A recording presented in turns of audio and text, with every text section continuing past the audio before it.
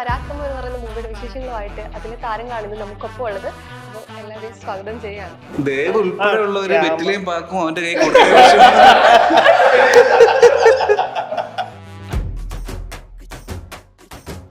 എനിക്കൊന്നും പറയില്ലേ ഈ ക്രിക്കറ്റ് ചവിട്ട് ഇൻഡസ്ട്രി ചവിട്ട്.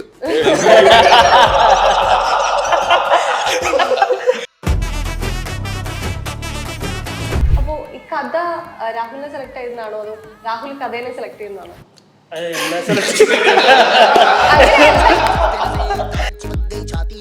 ഞാൻ എല്ലാ ഡയറക്ടേഴ്സിനും അങ്ങോട്ട് വിളിക്കുന്നിട്ട് ഞാൻ പറയും ഞാനിവിടെ ഉണ്ട്, എനിക്ക് മലയാളം തിരുവനന്തപുരം. ഇതിൽ ഏതാണ് ഒറിജിനൽ ക്യാരക്ടർ? അപ്പൊ ഞാൻ ഫേക്ക് ആണെന്നാണ്. സമന്തയുടെയും ഭാഗ്യം എന്റെ കൂടെ അഭിനയിക്കാൻ പറ്റിയ. മുമ്പ് ഞാൻ പറയാറുണ്ട് നമുക്കൊരു ആക്ഷൻ പടം ചെയ്യണം ഒരുമിച്ച്. കാരണം ശാകുന്തളം ഞങ്ങൾ വിചാരിച്ച മാതിരി അത്ര വർക്കായ ഒരു സിനിമ. ഇൻഡസ്ട്രിയിൽ നടക്കുന്ന എല്ലാ കാര്യം അറിയുന്ന ഒരാളാണ് ലാലേട്ടൻ. ഇപ്പൊ എവിടെ ഉണ്ടെന്ന് ദേവിനെ ഫോളോ ചെയ്ത് പോകുന്നു. ദേവിന്റെ വണ്ടിയുടെ പുറകെ സംഗീതാവിന്റെ ഒരു ഭാഗ്യമാണ് എന്റെ കൂടെ അഭിനയിച്ചത്. നല്ല സിനിമയാണെന്ന് വിശ്വസിക്കുന്നു. അത് വർത്താനോടാ കാണാത്ത കാര്യം കണ്ടെന്ന് പറയാൻ.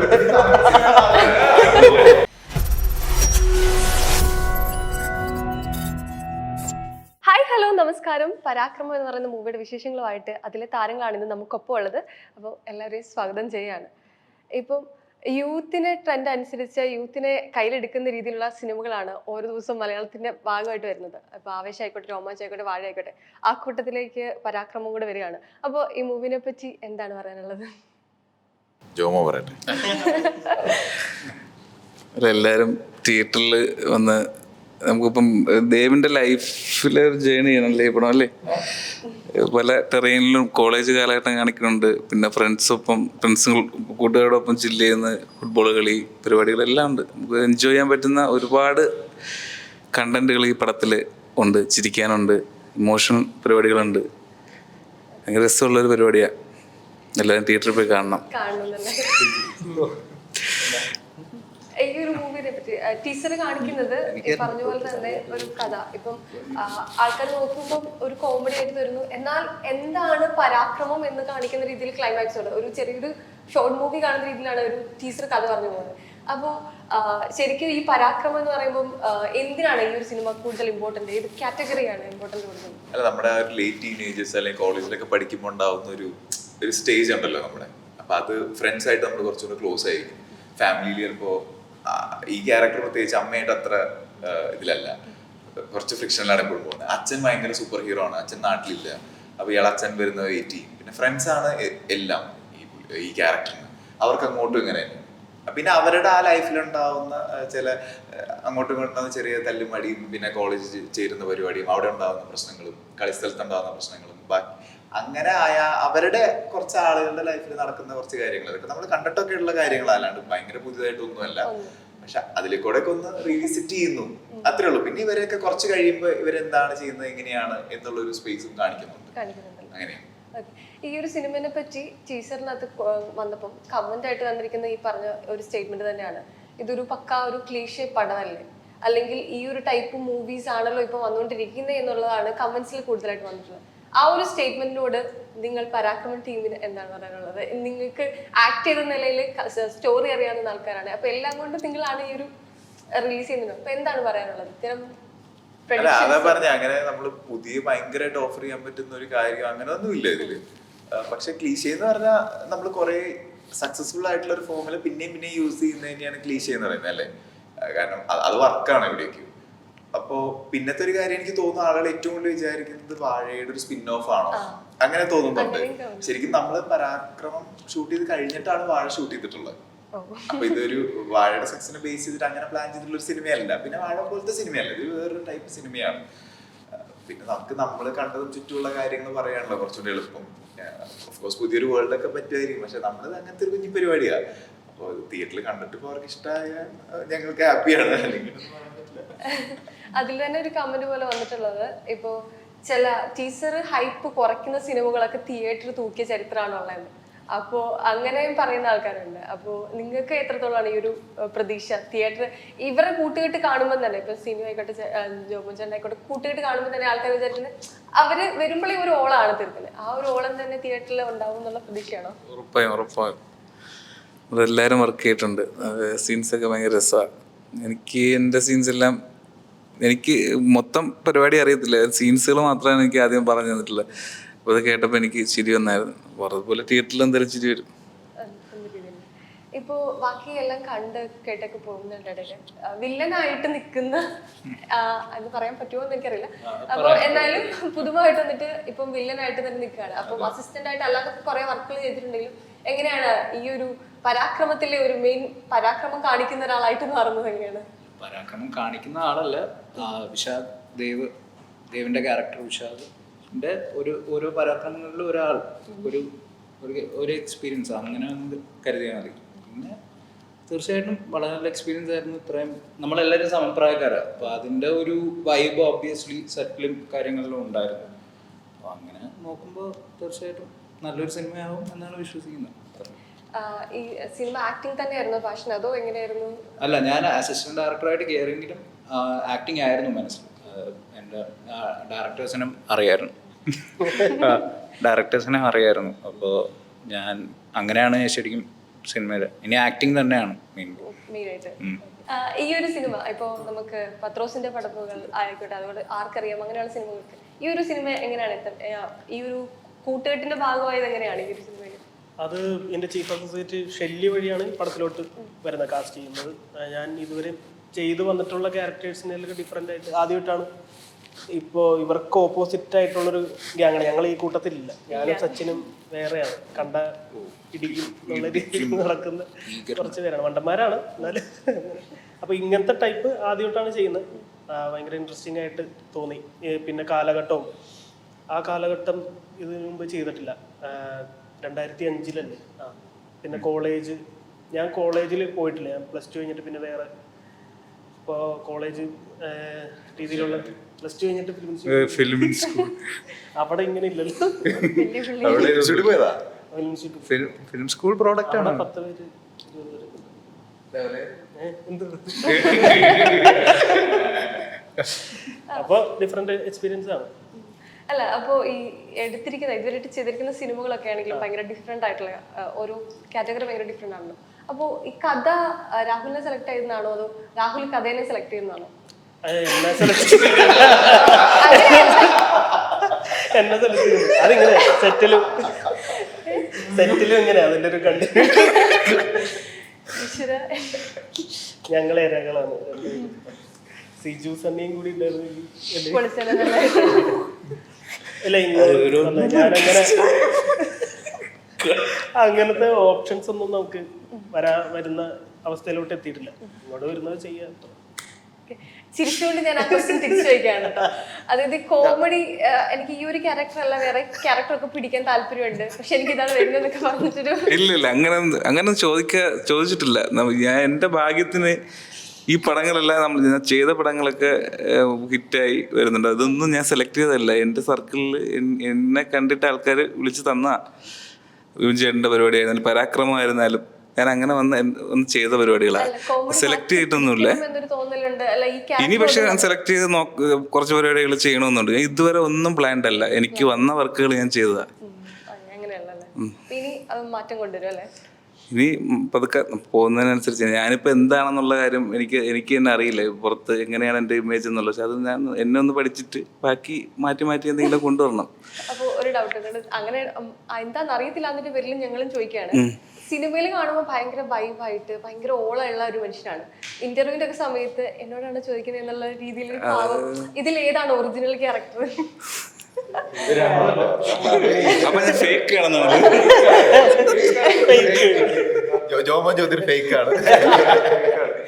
അത് എന്തോ എനിക്കിപ്പോ സിനിമയിൽ അഭിനയിക്കുന്നതിനേക്കാളും പാടാ ഇന്റർവ്യൂവിൽ വന്നിരിക്കാൻ. ഇവിടെ വന്നിരുന്ന് ഇങ്ങനെ പറയാന്ന് പറയുന്നത് നിങ്ങൾ ഫ്രീ ആയിട്ട് ഏറിക്കയറ്റും പേടിയൊക്കെ വേണ്ടി എന്തെങ്കിലും അറിയാതെ വായന്ന് വീണ് വിചാരിച്ചപ്പം ജോമൻ ഞാൻ ഒബ്സർവ് ചെയ്തിടത്തോളം ജോമൻ പൊതുവെ അങ്ങനെയാണ്. അത് ഇന്റർവ്യൂവിൽ അങ്ങനെയാണ്. പക്ഷെ ക്യാമറയുടെ മുമ്പിൽ ഷൂട്ട് ചെയ്യണ സമയത്ത് വേറെ ജോമനുണ്ട്. എല്ലാ സമയത്ത് ഞങ്ങൾ കളിക്കാൻ പോയിട്ട് ഇവനെയൊക്കെ ഞങ്ങൾ അവിടെ മാറ്റിയിട്ട് കല്ല് വെച്ചാൽ ഇവരവിടെ കണ്ടിങ്ങനെ ഭയങ്കര പാവമായിട്ടൊരു മൂലയിൽ പോയി നിൽക്കും. അപ്പൊ പറയും ഇവൻ ക്യാമറ ആക്ഷൻ ഒക്കെ പറഞ്ഞ ആള് കയറിയാണ്. ഇപ്പം ദേവിനെ സംബന്ധിച്ചിടത്തോളം ഈ ഒരു സിനിമയിലെ ടീച്ചർ പറയുന്നുണ്ട് മോൻ കുറെ ഓപ്പർച്യൂണിറ്റിയും കാര്യങ്ങളൊക്കെ വരുന്നുണ്ടെങ്കിലും അവൻ നാട് വിട്ട് പോവില്ല. പക്ഷെ ദേവിനെ സംബന്ധിച്ചിടത്തോളം റിയൽ ലൈഫില് വേറെ സ്ഥലങ്ങളിലോട്ട് മൂവിക്ക് തെലുങ്ക് ആയിക്കോട്ടെ അങ്ങനെയുള്ള വേറെ ലാംഗ്വേജസ് ഉണ്ട്. അപ്പം എന്താണ് അവിടെയാണ് കുറെ കൂടെ അവസരങ്ങൾ കിട്ടുന്നത് മറ്റ് ഭാഷകളാണെന്ന് തോന്നുന്നുണ്ടോ അതോ എങ്ങനെയാണ്? അങ്ങനെയല്ല, ഞാൻ ആ സൂഫിയും സുജാതയും കഴിഞ്ഞപ്പോ എനിക്ക് വന്ന ഓപ്പർച്യൂണിറ്റികളിൽ ഒന്നായിരുന്നു ആ സിനിമ ശാകുന്തളം. അപ്പൊ അന്ന് നോ പറയാനൊന്നും ഇല്ല, കാരണം നമുക്ക് അങ്ങനെ കുറേ സിനിമകൾ ക്യൂ നിൽക്കുന്നൊന്നുമില്ല. ഇത് വലിയൊരു പ്രൊഡക്ഷനിൽ അങ്ങനെ ഒരു പടം ചെയ്യാൻ പറ്റുക ഞാൻ ഭാഗ്യം പോയി ചെയ്യാത്രേ ഉള്ളൂ, അല്ലാണ്ട് ഇങ്ങനെ സെലക്ട് ചെയ്ത് പറയാൻ പറ്റുന്ന സ്പേസ് ഒന്നും ഉണ്ടായിരുന്നില്ല. അങ്ങനെ ആ സിനിമ ചെയ്യാൻ പോയി. പക്ഷെ അവിടെ കുറെ നാള് ഞാൻ സ്പെൻഡ് ചെയ്യേണ്ടി വന്നു. നമുക്ക് അറിയില്ലായിരുന്നു, നമുക്ക് അങ്ങനെ ആരും പറഞ്ഞു തരാനൊന്നും ഉണ്ടായിരുന്നില്ല. ഇങ്ങനെ തെലുഗു സിനിമ ഇങ്ങനെയാണ്, കുറെ സമയം എടുത്തിട്ട് അവർ ഷൂട്ട് ചെയ്യുക, നമുക്ക് അറിയില്ല, ആരും പറഞ്ഞൊന്നുമില്ല. അപ്പൊ അങ്ങനെ അവിടെ പോയി ഒരു 1.5 വർഷം ആ സിനിമയുടെ പിന്നാലെ എനിക്ക് നിൽക്കേണ്ടി വന്നു. അപ്പൊ എന്ത് പറ്റിയെന്ന് വെച്ച് കഴിഞ്ഞാൽ ഇവിടെ കുറെ പേര് ഇങ്ങനെ കുറച്ച് സിനിമകൾക്കൊക്കെ വിളിക്കുന്ന സമയത്ത് വരാൻ പറ്റിയില്ല. കാരണം ആ പടമല്ല, അതിന്റെ ലുക്കും കണ്ടിന്യൂറ്റിയും ഒക്കെ ഉണ്ട്. അപ്പൊ ഒരു 1.5 വർഷം എനിക്കൊരു ഗ്യാപ്പ് അങ്ങനെ വരേണ്ടി വന്നു. ഞാൻ പ്ലാൻ ചെയ്തതല്ല, അറിയില്ല, നമ്മൾ അങ്ങനെ പറ്റിയതാ. അപ്പൊ ഇവിടെയുള്ളവർ വിചാരിച്ചു മേ ബി ഞാൻ ഇനി മലയാളം ഫോക്കസ് ചെയ്യുന്നില്ല, തെലുഗു നടനാവാൻ തീരുമാനിച്ചു, കാര്യമാവാൻ തീരുമാനിച്ചു എന്ന് വിചാരിച്ചു. അല്ല കണ്ട് എൻ്റെ അടുത്ത് 1-2 പ്രൊഡ്യൂസേഴ്സ് ഒക്കെ വിളിച്ചിരിക്കും, ദൈവം മലയാളത്തിലൊക്കെ പടം ചെയ്യുമോ എന്നൊക്കെ ചോദിക്കും. ഞാൻ അറിയോ, അല്ല എനിക്ക് ആഗ്രഹം മലയാളത്തിൽ ചെയ്യാൻ തന്നെയാ. പക്ഷെ അങ്ങനെ ഒരു പടം വന്നപ്പോ പോയി. അപ്പഴത്തേക്ക് അടുത്തൊരു പടം കൂടെ അവർ അനൗൺസ് ചെയ്തു, അത് രശ്മി ആയിട്ടുള്ള റെയിൻബോ എന്ന് പറഞ്ഞൊരു പടം. അപ്പൊ കുറച്ചും കൂടെ അത് ഭയങ്കര ക്ലിയർ ആയി, മലയാളത്തിൽ ഇനി ചെയ്യുന്നില്ല, ഈ മൊത്തം തെലുഗു പരിപാടി. പക്ഷെ അങ്ങനെ ഒരിക്കലും ഇല്ല, എനിക്ക് മലയാളത്തിൽ ചെയ്യാൻ തന്നെയാ താല്പര്യം. അപ്പൊ അത് ഞാൻ തിരിച്ചറിയാൻ കുറച്ച് സമയം എടുത്തു. അങ്ങനെ ഒരു ടോക്ക് ഇൻഡസ്ട്രിയുടെ ഉള്ളിലുണ്ട്. പിന്നെ ഞാൻ ഒരുപാട് പരിചയക്കാരൊന്നും അപ്പം ഉണ്ടായിരുന്നില്ല തുടക്ക സ്റ്റേജിൽ. അപ്പോ പിന്നെ ലേറ്റർ സ്റ്റേജിൽ അറിഞ്ഞു തുടങ്ങി ഇങ്ങനെ ഒരു പൊതുവെ ചർച്ചയൊക്കെ ഉണ്ട്. അപ്പൊ ഞാൻ എല്ലാ ഡയറക്ടേഴ്സിനും അങ്ങോട്ട് വിളിക്കുന്നിട്ട് ഞാൻ പറയും ഞാനിവിടെ ഉണ്ട്, എനിക്ക് മലയാളം സിനിമ തരണം എന്ന് പറയും. അപ്പൊ അങ്ങനെ പിന്നെ അത് ഇനീഷ്യേറ്റ് ചെയ്യേണ്ടി വന്നു. അത് ഞാൻ ഫോഴ്സ്ഫുള്ളി ആയതല്ല, അങ്ങനെ ആയിപ്പോയത്. പിന്നെ ആൾക്കാർ വിചാരിക്കുന്ന ഒരു കാര്യമായിരിക്കും ഈ ഓരോ സിനിമയ്ക്കും ഓരോ മേക്ക് ഓവർ ലുക്കിന്റെ കാര്യത്തിൽ ഭയങ്കരമായിട്ട് ശ്രദ്ധിക്കുന്ന ഒരാളാണെന്ന് എനിക്ക് തോന്നിയിട്ടുണ്ട്. കാരണം ഇപ്പൊ പരാക്രമത്തിലാണെങ്കിൽ തന്നെ ഭയങ്കര വേറൊരു മേക്ക് ഓവർ. അപ്പം ഈ ഒരു സിനിമകളിലൊക്കെ ഇങ്ങനെ മേക്ക് ഓവറിന് ഒരു റോള് കിട്ടുന്ന സിനിമകൾ സ്ക്രിപ്റ്റ് അങ്ങനെ തന്നെ വരുന്നതാണോ അതോ എങ്ങനെയാണ്? അല്ല, എനിക്ക് തോന്നുന്നത് ഈ മേക്കപ്പും കോസ്റ്റ്യൂം ഭയങ്കരമായിട്ട് ഹെൽപ്പ് ചെയ്യും നമ്മളെ ഒരു ക്യാരക്ടർ ആവാനായിട്ട്. ഭയങ്കരമായിട്ട് നമ്മളതല്ലേ ഇപ്പോൾ കാണുമ്പോൾ പെട്ടെന്ന് ഇപ്പം ഇങ്ങനെ ഈ പടത്തിലൊക്കെ കാണുമ്പോൾ അത് ഭയങ്കരമായിട്ട് നമ്മളെ ക്യാരക്ടറാവാൻ ഹെൽപ്പ് ചെയ്യും.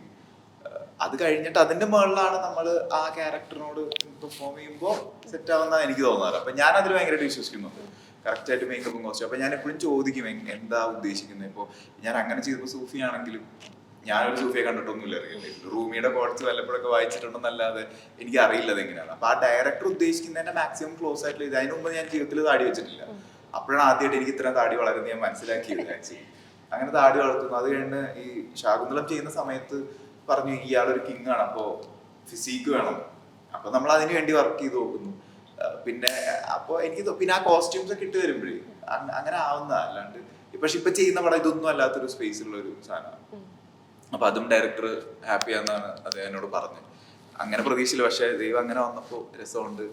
അപ്പൊ എന്നെ മാത്രമല്ല എല്ലാ ആക്ടേഴ്സിനെയും നമ്മുടെ മേക്കപ്പും കോസ്റ്റ്യൂം ഒക്കെ വരുമ്പോൾ കുറെ ഹെൽപ്പ് ചെയ്യാറുണ്ട്. അപ്പൊ അത് ഓരോന്നിലേക്ക് ഫിറ്റിംഗ് ചെയ്യണമെന്നുള്ളത് ഭാഗ്യം, അത്രേ പറയുള്ളൂ. ഇടയ്ക്കിടയ്ക്ക് ഇങ്ങനെ മാറിക്കൊണ്ടിരിക്കുകയാണ് അത് ഓരോ സിനിമയ്ക്കും. അതുകൊണ്ട് അപ്പൊ കുറെ പേർക്ക് എന്നെ അങ്ങനെ പെട്ടെന്ന് അറിയില്ല. ഇപ്പൊ ഞാൻ ഈ ഫോട്ടോ കാണിക്കുമ്പോ ഇതാരാന്ന് അത് ഞാൻ തന്നെ. അപ്പൊ എന്റെ കുറച്ച് താടി വെച്ചിട്ടുള്ള പടം രജിസ്റ്റർ ആയിട്ടുള്ള. അപ്പൊ ഇതില് വേറൊരു ലുക്കും കൂടെ വേറൊരു ലുക്കുണ്ട്, അതിപ്പോ ഇനി ട്രെയിലറിൽ അറിയാൻ പറ്റും. അപ്പൊ അതൊക്കെ കാണുമ്പോ ഇതാരാന്ന്. അപ്പൊ അതങ്ങനെ ഭയങ്കരമായിട്ട് മാറുന്നുണ്ട്. അതെന്താന്ന് എനിക്ക് അല്ല ഇതിനു വേണ്ടി കുറെ ടൈം എടുത്തു ഈ ഒരു സിനിമയ്ക്ക് വേണ്ടി തന്നെ? പരാക്രമത്തിൽ ഇല്ല താടി കളഞ്ഞു, പിന്നെ കുറച്ചൊന്ന് മെലിഞ്ഞു, അത്ര. കാലഘട്ടം ഇങ്ങനെ ഓരോ മാറുമ്പോ അതിനനുസരിച്ച് നമ്മൾ മാറണമല്ലോ. അപ്പൊ അതിന് വേണ്ടിയുള്ള നിങ്ങളുടെ ഭാഗത്തുനിന്ന് എന്തെങ്കിലും? ഞാൻ ഒന്നും ചെയ്തില്ല, ജോമോൻ എന്തൊക്കെ ചെയ്തിട്ടുണ്ട്. ജോമോന്റെ ഒരു ഫുട്ബോൾ സീക്വൻസ് ഉണ്ടെന്ന് പറഞ്ഞിട്ട് ഫുട്ബോളൊക്കെ പഠിച്ചു. എവിടെ പോയായിരുന്നു? ടർഫിലൊക്കെ പോയിട്ടാണോ അതോ കോച്ചൊക്കെ? എനിക്കൊന്നും അറിയില്ല, എനിക്ക് ക്രിക്കറ്റ് അറിയില്ല. ചവിട്ട് ഇൻഡസ്ട്രി ചവിട്ട്.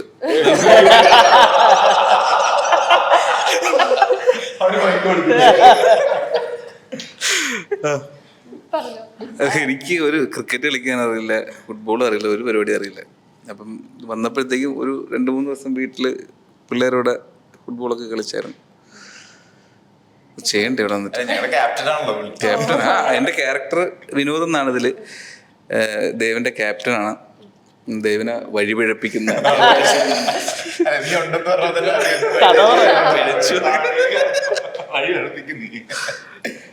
അപ്പോ ഇപ്പൊ റിയൽ ലൈഫിലാണെങ്കിൽ തന്നെ ഭയങ്കരമായിട്ട് സ്വപ്നം കണ്ട് അങ്ങനെ നേടിയൊരു സിനിമ എന്ന് പറയുന്നത്.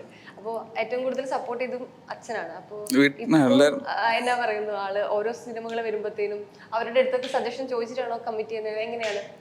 വീട്ടിലൊക്കെ സജഷൻ ചോദിച്ചിട്ട് പറ്റുമോ? അവർക്ക് എന്താ പറയാ, നമ്മളിപ്പോ ഞാൻ പിന്നെ അങ്ങനെ വീട്ടുകാർ എൻ്റെ വഴിക്ക് വിട്ടതാണ്. അവര് ഞാൻ പോയി അവളാവുന്നുണ്ടെങ്കിൽ ആവട്ടെ എന്ന് പറഞ്ഞ് അവർ കണ്ണടച്ച് നിൽക്കുകയാണ്. ഒരു 30-32 വയസ്സ് വരെ എനിക്ക് സമയം ഉണ്ടായിരുന്നു. അതിനകത്ത് എന്തെങ്കിലുമൊക്കെ ആയാൽ നീ ഇവിടെ നിന്നോ ചെയ്തോളാൻ പറഞ്ഞു. അല്ലെങ്കിൽ എനിക്ക് ഗൾഫിൽ എന്തെങ്കിലും ഒരു പരിപാടിയൊക്കെ ആയിട്ട് കയറ്റി വിട്ടേനെ വീട്ടില്.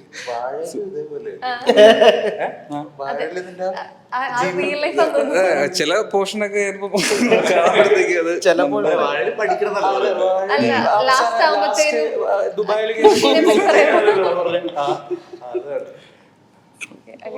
അങ്ങനെ ചില കണക്ഷനൊക്കെ ഉണ്ട് ജീവിതവും സിനിമയൊക്കെ. അല്ലടാ രാവിലെ ആരെയും ബെൽറ്റ് പോകുമ്പോ കിട്ടിയിട്ടൊന്നും ആ ഫേസും വെച്ചോണ്ട് നിൽക്കുന്നു. ചിരിക്കു നീ. 16 പടം ചെയ്തിട്ടുണ്ട്. പിന്നെയാണെങ്കിൽ അല്ല ഞാൻ ചോദിച്ചില്ലേ, അപ്പൊ ക്യാമറമാൻ ആയിരുന്നു ശരിക്കും അതോ? ദേവ് ഉൾപ്പെടെ ഉള്ളവര് വെറ്റിലയും പാക്കും അവന്റെ കൈ കൊടുത്തു.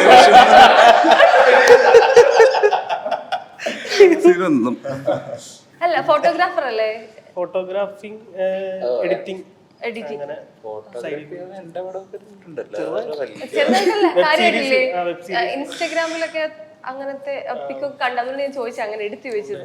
എഡിറ്റിംഗ് ചെയ്യുന്നുണ്ട്, പൊന്മുട്ട അങ്ങനെയുള്ള വെബ് സീരീസുകൾ, ഫോട്ടോഗ്രാഫി. ഓക്കെ, ഈ ഒരു സിനിമയെ പറ്റി ഞാൻ തിരിച്ചു വരികയാണ്. അപ്പൊ ഈ സിനിമ എന്ന് പറയുമ്പം ഓഗസ്റ്റില് തെലുങ്കീതും പരാക്രമം എന്ന് പറഞ്ഞിട്ടൊരു സിനിമ റിലീസ് ചെയ്തിട്ടുണ്ടായിരുന്നു. സെയിം പേരില് ഒരു സിനിമ ഈ വർഷം തന്നെ 2024 തന്നെ പരാക്രമം. അപ്പോ നിങ്ങളുടെ സിനിമ സെർച്ച് ചെയ്യുമ്പോഴത്തേനും ഓട്ടോമാറ്റിക്കലി അതിലോട്ടാണ് സെർച്ച് കാര്യങ്ങളൊക്കെ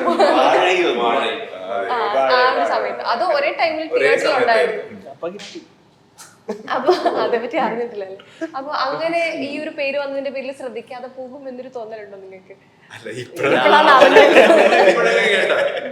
കേട്ടവരുണ്ടല്ലോ സച്ചിനൊക്കെ. എന്റെ അടുത്ത് രാഹുലാണ് പറഞ്ഞത്. അയ്യോ ഞാൻ എല്ലാവർക്കും അയച്ചു കൊടുത്ത ഇൻഡസ്ട്രിയിൽ നടക്കുന്ന എല്ലാ കാര്യം അറിയുന്ന ഒരാളാണ് ലാലേട്ടൻ ഇപ്പൊ എവിടെ ഉണ്ടെന്ന്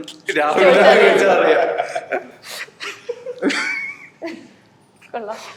ദേവിനെ ഫോളോ ചെയ്ത് പോകുന്നു. ദേവിന്റെ വണ്ടിയുടെ പുറകെ എപ്പോഴും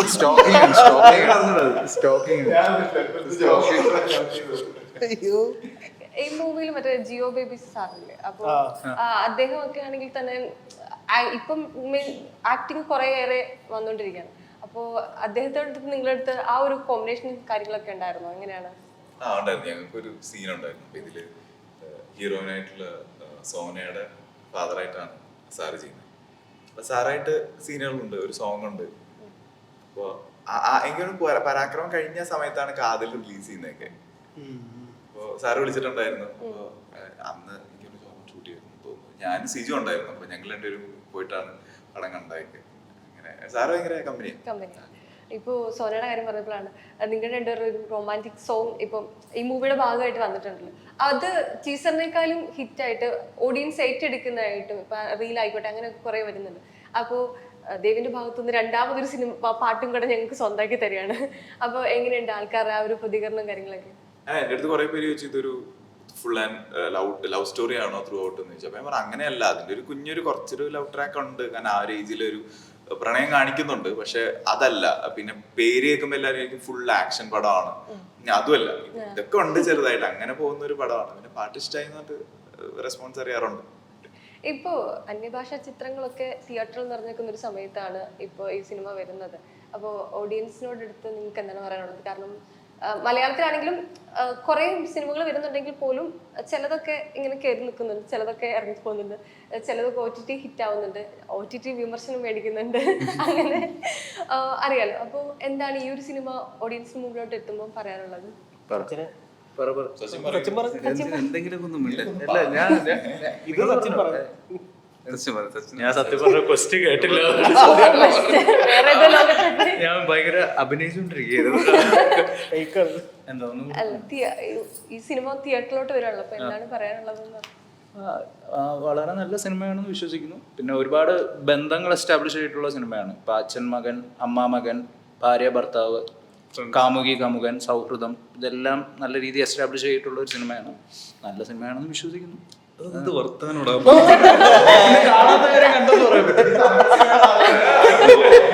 നല്ല സിനിമയാണെന്ന് വിശ്വസിക്കാം. പിന്നെന്തോ നല്ല സിനിമ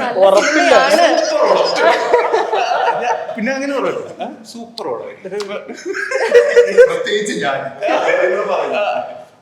നല്ല പടമായിരിക്കും. ഓക്കെ, അങ്ങനെയല്ലേ പറയാൻ മലയാള സിനിമയിൽ അല്ലല്ല, നല്ല പടമായിരിക്കും. നമ്മളിപ്പോ മലയാള സിനിമയിൽ ഒരു ക്യാരക്ടർ ചെയ്താല് പിന്നെ ത്രൂ ഔട്ട് പിന്നെ കിട്ടുന്ന ക്യാരക്ടേഴ്സ് എല്ലാം എപ്പോഴും അങ്ങനെ ആയി പോകും എന്നൊരു പ്രയോഗം ഉണ്ടല്ലോ. അപ്പൊ സച്ചിനെ സംബന്ധിച്ചിടത്തോളം അങ്ങനെ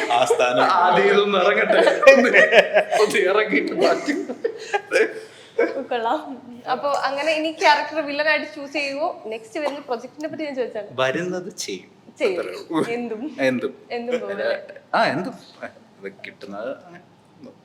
അപ്പൊ എന്താണ് ഓഡിയൻസിനോട് പറയാനുള്ളത്? നീ കൂടെ ഇനി പറയുള്ളൂ. ഈ പടത്തിനെ പറ്റി ഒന്നും അറിയില്ല. അല്ല, അങ്ങനെ ഓഡിയൻസിനോട് എനിക്ക് ഈ പടത്തിനെ കുറച്ചും കൂടി ഫാമിലി ഡ്രാമ എന്നുള്ള രീതിയിലാണ് ഞാൻ അതിനെ കാണുന്നത്. കോളേജ് പോർഷൻസ് ഒക്കെ ഉണ്ടെങ്കിൽ കുറച്ചും കൂടി കമ്പയർ ചെയ്യാൻ പറ്റില്ല. ഇപ്പൊ ഇത് വരുന്ന ഇപ്പൊ വാഴയൊക്കെ ആയിട്ട് ഓഡിയൻസ് കമ്പയർ ചെയ്യുന്ന കമന്റ്സ് ഒക്കെ വരുന്നുണ്ട്. പക്ഷെ എനിക്ക് കുറച്ചും കൂടി ഫാമിലി ഡ്രാമ അതിനൊക്കെ ഡിഫറെന്റ് ആയിട്ടുള്ള ഒരു സ്പേസിലൂടെ പോകുന്ന ഒരു പടമായിട്ടാണ് തോന്നുന്നത്. അപ്പോൾ പുതിയതായിട്ട് ഭയങ്കര ഡിഫറെന്റ് ആയിട്ട് എന്തെങ്കിലും നമ്മൾ ഒളിപ്പിച്ച് വെച്ചിട്ടുണ്ടോ എന്ന് ചോദിച്ചാൽ ഇല്ല. പക്ഷെ എല്ലാ ഏരിയയിലും ഒരു ലൈഫിൽ ഇപ്പോൾ ദേവേട്ടൻ ചെയ്യുന്ന ക്യാരക്ടറിന്റെ ലൈഫിൽ എൻ്റെ ഒരു ട്രാവലാണ്. ഡിഫറെന്റ് എക്സ്പീരിയൻസ് ആയിരിക്കും, ഒരു ഫീൽ ഗുഡ് ആയിരിക്കും. എന്നാ എല്ലാ ഓഡിയൻസിനും ഇപ്പൊ ഞാൻ എല്ലാവർക്കും തുടക്കത്തിൽ പറഞ്ഞ പോലെ ഫ്രണ്ട്സ് അല്ല, യൂത്തിന് മാത്രമല്ല ഫാമിലി ഓഡിയൻസ്. Family audience. പണ്ട് ഒരു കാലത്ത് മലയാള സിനിമ അല്ലെങ്കിൽ തമിഴ് സിനിമ ഒക്കെ ഭരിച്ചുകൊണ്ടിരുന്ന ഒരു നായികയാണ് ഇപ്പൊ അമ്മയായിട്ട് വന്നിരിക്കുന്നത്. അപ്പൊ ആ ഒരു എക്സ്പീരിയൻസ് എങ്ങനെ ഉണ്ടായിരുന്നു? തുടക്കത്തിൽ പറഞ്ഞായിരുന്നു അമ്മയായിട്ട് അത്ര രസത്തിലുള്ള അല്ല ക്യാരക്ടർ. പക്ഷെ ഓഫ് സ്ക്രീനില് ഇപ്പൊ ഷൂട്ടിംഗ് അല്ലാത്ത സമയത്ത് എങ്ങനെ ഉണ്ടായിരുന്നു? സംഗീതാവിന്റെ ഒരു ഭാഗ്യമാണ് എൻ്റെ കൂടെ അഭിനയിക്കുന്നത്.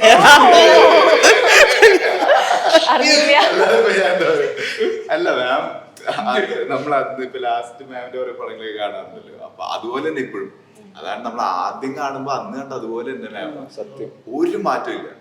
അത് ഭയങ്കരമായിട്ട് നമ്മളിങ്ങനെ വണ്ടറാവും കാണുമ്പോ. ചിന്താവിഷയ ശ്യാമളയിലൊക്കെ ഇരിക്കുന്ന അതേപോലെ ഒരു മാറ്റവും ഇല്ല. അപ്പോ മാം ഇങ്ങനെ രസമാണ്, കമ്പനിയാണ്. അപ്പോ പക്ഷെ കുറച്ചും കൂടെ മാം ഭയങ്കര ഫ്രീ ആണെന്നാ പറഞ്ഞത് ചോദിച്ചപ്പോ. പണ്ടൊക്കെ ചെയ്യുന്നതിനേക്കാളും കുറച്ചും കൂടെ റിലാക്സ്ഡ് ആണ്. കാരണം പൊതുവെ ഇപ്പൊ സെറ്റിൽ എല്ലാവരും അങ്ങനെ റിലാക്സ് ആയിട്ടാണ് ഷൂട്ട് ചെയ്യുന്നത് മാം പറയുന്നത്. പിന്നെ ടെക്നോളജി മാറ്റത്തെ കുറിച്ചും എല്ലാം ആളുകൾ പറയുന്നില്ലേ? അതെ അതെ. അപ്പോ മാം രണ്ടിലും വർക്ക് ചെയ്യുന്നതുകൊണ്ട് മാം പറഞ്ഞു ഇപ്പൊ കുറച്ചും റിലാക്സ്ഡ് ആ വർക്ക് ചെയ്യുമ്പോ എന്നാ പറഞ്ഞു. അപ്പൊ ഭയങ്കര കംഫർട്ടബിൾ വർക്ക് ചെയ്യുന്നുണ്ട്. ദേവിന്റെ വീട്ടില് കയറ്റുന്ന അമ്മയാണോ? കൂട്ടുകാരന്മാരെ പൊതുവെ വീട്ടിൽ കയറ്റുന്ന കുറവാണല്ലോ. അപ്പൊ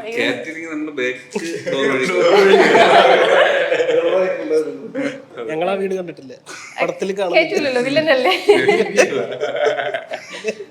ഓക്കെ, അപ്പൊ ഇനി സാമന്തേനെ പറ്റിയും കൂടെ പറയുമോ? ആ ഒരു എക്സ്പീരിയൻസ്. കാരണം സമന്തയുടെയും ഭാഗ്യം എന്റെ കൂടെ അഭിനയിക്കാൻ പറ്റിയ. പിന്നെ അല്ല, സമന്ത ഞങ്ങള് വർക്ക് ചെയ്തു. അത് കഴിഞ്ഞിട്ട് ഞങ്ങളിങ്ങനെ ആക്ഷൻ ഒക്കെ ചെയ്യാൻ ഭയങ്കര ഇഷ്ടമാണ്. ഇപ്പൊ സിറ്റാഡിൽ ഇറങ്ങിയിട്ടുണ്ട്. അപ്പൊ ഞാൻ 2 എപ്പിസോഡൊക്കെ കണ്ടു. അപ്പൊ ഞാനിങ്ങനെ പറഞ്ഞു. അപ്പൊ അതിന്റെ ഇടയിൽ മുമ്പ് ഞാൻ പറയാറുണ്ട് നമുക്കൊരു ആക്ഷൻ പടം ചെയ്യണം ഒരുമിച്ച്. കാരണം ശാകുന്തള ഞങ്ങൾ വിചാരിച്ച മാതിരി അത്ര വർക്ക് ആകാത്തൊരു സിനിമയാണ്. ഒരു പടം ചെയ്യണമെന്ന് ആഗ്രഹമുണ്ട്, അതൊന്നും ചുമ്മാ ആഗ്രഹമാണ്. ഞാൻ പറയുകയും ചെയ്തിട്ടുണ്ട് നമുക്കൊരു ആക്ഷൻ പടം ഇനി ചെയ്യണം. അപ്പൊ സിറ്റാഡിലാണ് ഞാൻ പിന്നെ മെസ്സേജ് അയച്ചു നമ്മൾ ആക്ഷൻ പടം ഒരു നല്ലൊരു പരിപാടി ആയിട്ട് എന്നൊക്കെ പറയുന്നുണ്ട്. അപ്പൊ പുള്ളിക്കാരി ഭയങ്കര രസമാണ് വർക്ക് ചെയ്യാനായിട്ട്. വീണ്ടും തെലുങ്കിലോട്ട് ഒരു യാത്ര നടത്തുമെന്ന് മുമ്പ് പറഞ്ഞല്ലോ. അപ്പൊ ആരാണ് അതിൽ നായികയായിട്ട് വരുന്നത്? അതിനെ പറ്റി എന്തെങ്കിലും പറയാൻ പറ്റും?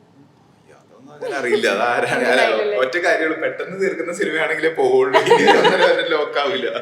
ഓക്കെ, എന്തായാലും ഇനി വരുന്ന പ്രൊജക്റ്റ് ആയിക്കോട്ടെ, ഈ ഒരു സിനിമ ആയിക്കോട്ടെ വലിയ സക്സസ് ആയിട്ട് തിരിട്ടെന്ന് ആശംസിക്കുന്നു. Thank you so much. ആ